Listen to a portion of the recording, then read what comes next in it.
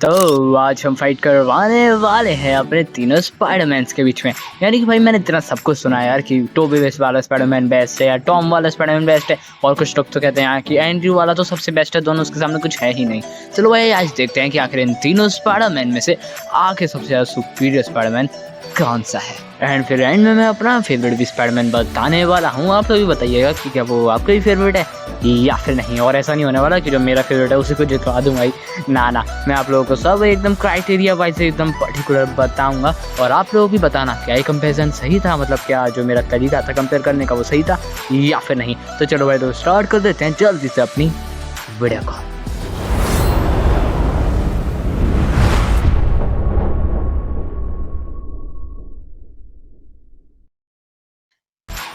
Starting with our introduction. तो देख पाए वैसे तो इन तीनों स्पाइडरमैन को सब लोग जानते ही हैं, लेकिन फिर भी कोई ऐसा फैन आया है जिसको बाकी दोनों स्पाइडरमैन के बारे में नहीं पता है, तो मैं तीनों के बारे में थोड़ा बहुत बता ही देता हूँ। तो देखो भाई सबसे पहले आया था अपना टोबी वाला स्पाइडरमैन। जो अपना टोबी वाला स्पाइडरमैन था, मतलब मैं नाम क्या बता रहा हूँ, तीनों का ही नाम पीटर है ना। हाँ तो देखो जो वो स्पाइडरमैन था वो आया था आई थिंक 2002 में।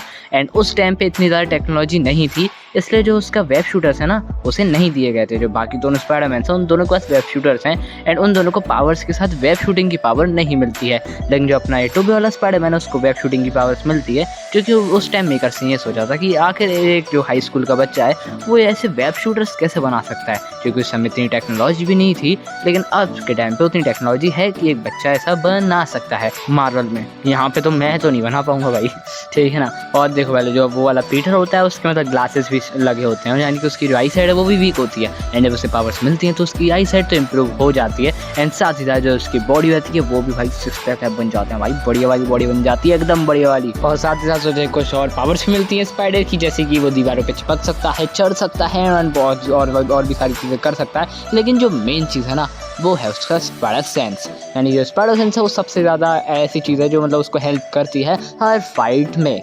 और ये मैं जितनी भी चीज़ें बता रहा हूँ ये एप्लीकेबल है तीनों स्पाइडरमैन के ऊपर, यानी कि ये जो पावर्स हैं तीनों की ऑलमोस्ट सेम ही है। बस इतना अंतर समझ लो कि जो अपना टोबी वाला स्पाइडरमैन है उसके नेचुरल वेब्स निकलते हैं, बाकी दोनों के आर्टिफिशियल हैं, बस खत्म। तो यहाँ से शुरू होता है अपना कंपैरिजन। तो यहाँ पे हम सबसे पहले बात कर लेते हैं अपनी स्ट्रेंथ के बारे में, आखिर इन तीनों स्पाइडरमैन में से सबसे ज़्यादा स्ट्रेंथ किसकी है। तो देखो भाई लो सबसे पहले हम स्टार्ट करते हैं अपने टोबी वाले स्पाइडरमैन से। जो टोबी वाला स्पाइडरमैन है ना उसने अभी तक जो हाईएस्ट उसकी स्ट्रेंथ दिखाई है वो दिखाई है अपने ट्रेन वाले सीन में, जो कि आप अभी सामने देख ही सकते हैं। तो देखो वाले जो ये ट्रेन वाला सीन था ना वो इतना ज़्यादा एपिक था ना कि भाई मैंने तो उसको 50-100 बार देखा होगा, आप लोगों ने भी भाई 10 बार तो आई एटलीस्ट देखा ही होगा ना इसको, इतना ज़्यादा एपिक सीन था वो। एंड भाई वो मूवी भी बहुत ही ज़्यादा एपिक थी। एंड अगर हम बात करें अपने एंड्रयू वाले स्पाइडरमैन के बारे में, तो जो अपने एंड्रयू वाला स्पाइडरमैन है ना उसकी अभी हमें इतनी ज़्यादा पावर्स देखने को नहीं मिली है। उसकी शायद अगली अगर मूवी आती है तो उसमें हमें ज़रूर से देखने को मिल ही जाएगी। लेकिन उस मूवी के अंदर हमें सबसे ज़्यादा जो उसकी स्ट्रेंथ के मामले में चीज़ दिखी थी वो थी ये कार लिफ्टिंग वाला सीन, जो कि वो भी बहुत ज़्यादा अच्छा था। एंड अगर हम बात करें अपने टॉम वाले स्पाइडरमैन की, तो देखो वाले उसने जो शिप उठाया था ना, मतलब उठाया नहीं था, जो उसने होल्ड किया था वो बहुत ज़्यादा मतलब बढ़िया सीन था। वहाँ पे आयरन मैन की भी एंट्री हुई थी और बढ़िया हो गया। लेकिन अभी हम स्पाइडरमैन की बात कर रहे हैं, स्टिक टू द टॉपिक हो गया। तो वो बहुत ही ज़्यादा एपिक सीन था एंड उसने भाई जो स्ट्रेंथ लगी थी ना उसकी वो भी बहुत ज़्यादा थी। तो चलो अब हम बात करते हैं कि आखिर इन तीनों में से स्ट्रेंथ के मामले में पॉइंट यहाँ पे किसको मिलने वाला है। तो यहाँ पे जो विनर है उसका नाम है, रियलिटी शो नहीं है ये, नॉर्मल नाम बता दो, टोबी मैकवायर, ठीक है ना।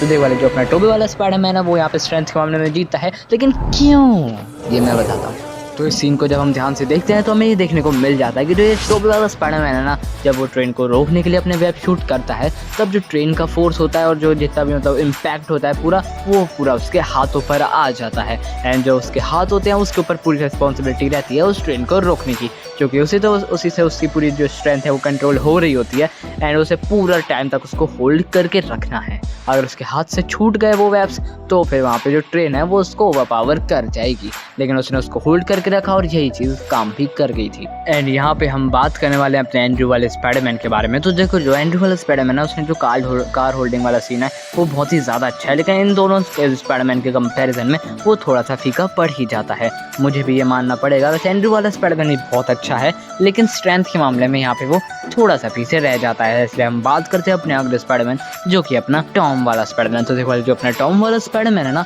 उसका जो शिप वाला सीन है वो बहुत ही ज़्यादा एपिक है। हम यहाँ पे उस सीन सीन के बारे में बात करने वाले हैं, जहाँ पे जो अपना स्पाइडरमैन है उसके जो स्टिक करे हुए वेब रहते हैं वो सारे के सारे ब्रेक हो जाते हैं। और उसके बाद वो उसको अपने दोनों हाथों के ज़रिए उसके जो दोनों पार्ट्स रहते हैं शिप के उसको होल्ड करना होता है। एंड जब वो ये सब करता है तब वहाँ पे उसको जो प्रॉब्लम आती है वो ये होती है कि वो उनको होल्ड तो कर रहता है लेकिन उनमें वजन इतना ज़्यादा होता है ना कि वो दोनों पार्ट्स अपोजिट डायरेक्शन में नीचे गिर रहे होते हैं। एंड वहाँ पे अगर आयरन मैन नहीं आता तो उसको वहाँ पे प्रॉब्लम हो ही जाती। इसलिए स्ट्रेंथ वाला पॉइंट तो जाता है अपने टोबे वाले स्पाइडरमैन को। तो अब चलते हैं अपन अपने अगले क्राइटेरिया की तरफ, जिसका की नाम है स्पीड।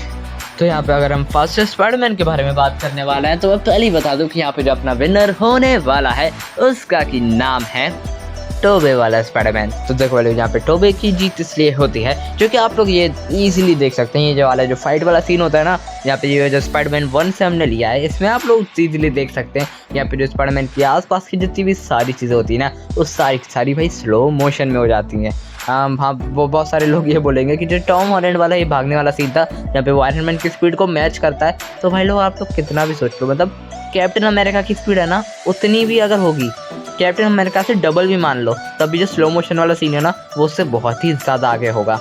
ठीक है ना, क्योंकि यहाँ पे स्लो मोशन जो होता है वो आप लोगों को पता है कि कितनी फास्ट में जाके होता है, मतलब अगर आप लाइट की स्पीड में जाते हो ना तब जाके आपके लिए टाइम स्टॉप होता है। जैसे यहाँ पे अगर ये जो स्लो मोशन वाला सीन है तो भाई ये तो नंबर 1 पे ही आएगा। ठीक है ना, तो यहाँ पे जो अपना टोबी मैगवायर वाला स्पाइडरमैन है वो यहाँ पे जीत जाता है। तो देखो भाई लोग, अभी यहाँ पे मुझे नहीं लग रहा कि यहाँ पे जो एंड्रयू वाला स्पाइडरमैन है उसके यहाँ पे कमबैक मारने का कोई सीन है, मतलब हो सकता है कि वो कमबैक मार जाए, लेकिन टॉम हॉलैंड वाला बहुत ही पास में है, वो यहाँ पे कमबैक मार ही सकता है क्योंकि अब आने वाला है अपना स्पाइडर सेंस। देखो भाई स्पाइडर सेंस जब भी हम बोलते हैं ना तो मुझे तो भाई सबसे पहले 2 ही सीन याद आते हैं। जो पहला सीन है वो मुझे याद आता है अपने टोबी मैगवायर का, जब वो ट्रेन पे बैठा होता है ना तब वो जब उसका जो क्या बोलूँ उसको कैमरा एंगल बोलूँ, हाँ जो भी कैमरा एंगल जाता है ना सामने, उससे पता चल जाता है कि सामने का जो ट्रैक है वो टूटा हुआ होता है, वो वाला सीन ना बहुत मज़ा आ जाता है। एंड सेकंड मुझे वो याद आता है जब वो फार फ्रॉम होम के अंदर जो अपना टॉम वाला स्पाइडरमैन है जब वो सारे ड्रोन्स को मारता है ना बिना देखे, एक वो वाला सीन यार, ये दोनों ही बहुत ही ज़्यादा एपिक है। पता नहीं यार एंड्रयू की अभी तक ना इतनी अच्छी मूवीज़ आई नहीं है, मेरे ख्याल से अगर उसकी अच्छी एक और नई मूवी आती है तब जाके ये कंपैरिजन एकदम बढ़िया से हो पाएगा। अभी क्या उसकी एबिलिटीज़ भी हमें मतलब दिखाई तो गई हैं लेकिन इतनी ज़्यादा नहीं दिखाई गई है ना, इसलिए यहाँ पे वो तो अभी थोड़ा सा पीछे है, लेकिन चलो कोई बात नहीं। अभी अपन चलते हैं अपन अगले क्राइटेरिया की तरफ, जिसका कि नाम है स्पाइडर सेंस। एंड इस स्पाइडर सेंस के अंदर भाई मुझे बहुत ज़्यादा दिमाग लगाना पड़ा कि आखिर वो फार फ्रॉम होम वाले सीन में और आखिर वो ट्रेन वाले सीन में ज़्यादा अच्छा स्पाइडर सेंस किसका है,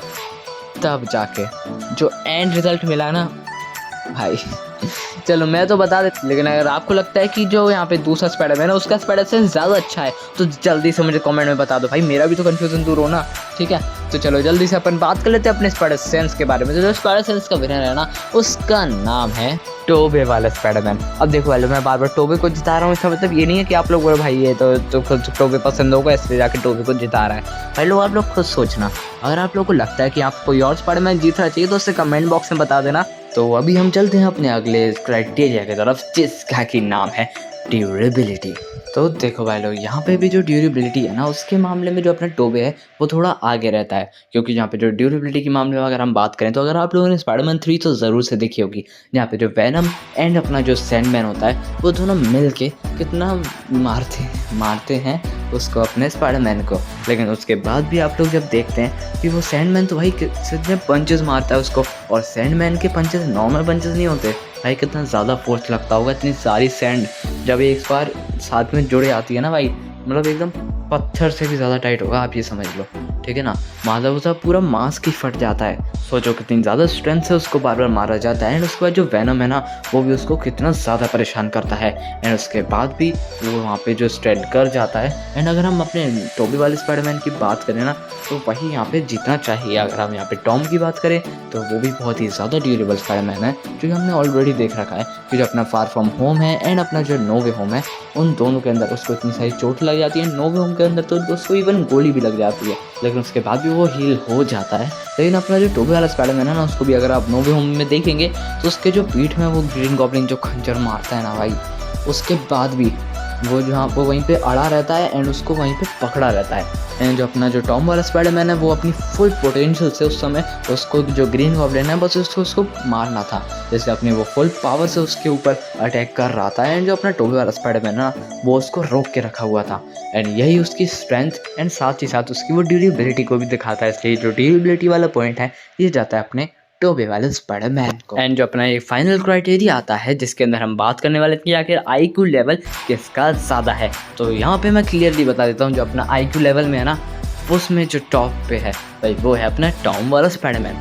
तो देखो भाई जो अपना टोबी वाला स्पाइडरमैन है उसका भी IQ लेवल बहुत ही ज़्यादा है, लेकिन यहाँ पे अगर हम बात करें ना इन तीनों का कंपैरिजन में, तो कंपैरिजन में जो अपना टॉम वाला है उस यहाँ पे ज़्यादा ही निकलेगा, क्योंकि जो अपना टॉम वाला स्पाइडरमैन है उसके टाइम पे जितनी टेक्नोलॉजी है वो अपने टोबी वाले स्पाइडरमैन के टाइम पे बिल्कुल नहीं थी। इसलिए यहाँ पे जो उसके स्टार टेक्नोलॉजी का भी फ़ायदा मिला है एंड और भी सारी चीज़ें उसको मिली हैं, जिसके कारण उसका जो IQ लेवल है वो इन दोनों से ही बहुत ही ज़्यादा है। एंड जो अपना एंड्रू वाला स्पाइडरमैन है ना उसका IQ लेवल भी बहुत ज़्यादा है, लेकिन यहाँ पे जो टॉम वाला स्पाइडरमैन है उससे थोड़ा सा पीछे रह जाता है।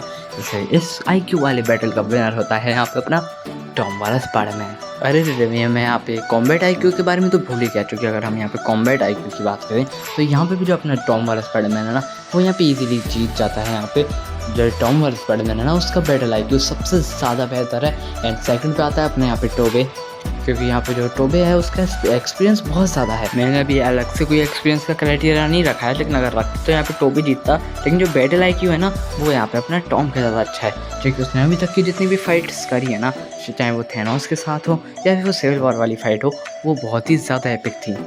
लेकिन यहाँ पे जो मेन है वो है अपना नो वे होम और फार फ्रॉम होम, क्योंकि इन दोनों से ही जो उसका बैटल IQ है वो बहुत ही ज़्यादा इंक्रीज़ हुआ है। तो अब चलते हैं अपन अपने फाइनल रिजल्ट की तरफ। तो फाइनल रिजल्ट में अपन देखते हैं कि आखिर कौन सा स्पाइडरमैन यहाँ पे जीत जाता है। तो देखो लाइक जो यहाँ पे विनर है अपना स्पाइडरमैन उसका नाम है बुली मैगवायर। मजाक कर रहे हैं यार, मतलब टोबी मैगवायर, क्योंकि अपना जो टोबी वाला मैगवायर क्या होता है, जो अपने टोबी मैगवायर है ना भाई वो इतना ज़्यादा एपिक है ना। अब मैं बता दूँ मेरा फेवरेट है। अब आप लोग कहेंगे भाई तेरा फेवरेट इसलिए बता दिया, अरे नहीं भाई बाकी ऑडियंस से भी पूछ लो यार। सारे ये जो मैंने क्राइटेरिया बोला ना वो सारे के सारे जो अपना टोबे है उसी के ज़्यादा अच्छे हैं। यानी यहाँ पे जो टॉम के बताए मैंने वो टॉम के भी ज़्यादा अच्छे हैं, लेकिन यहाँ पे ना एंड्रू अभी किसी चीज़ में जीत नहीं पाया, तो एंड्रू वाले फैंस बुरा मत मानना, लेकिन चलो कोई बात नहीं। लेकिन अगर आप लोगों को लगता है कि यहाँ पे जो क्राइटेरिया है वो थोड़े ऊपर नीचे होने चाहिए तो जल्दी से मुझे बता दो कमेंट बॉक्स में। तो जल्दी से अगर आप लोगों ने अभी तक ये वाली वीडियो नहीं देखी तो क्या कर रहे हो यार, जल्दी से ये वाली वीडियो देखो। मैं बताऊँ आपसे इसी वीडियो में।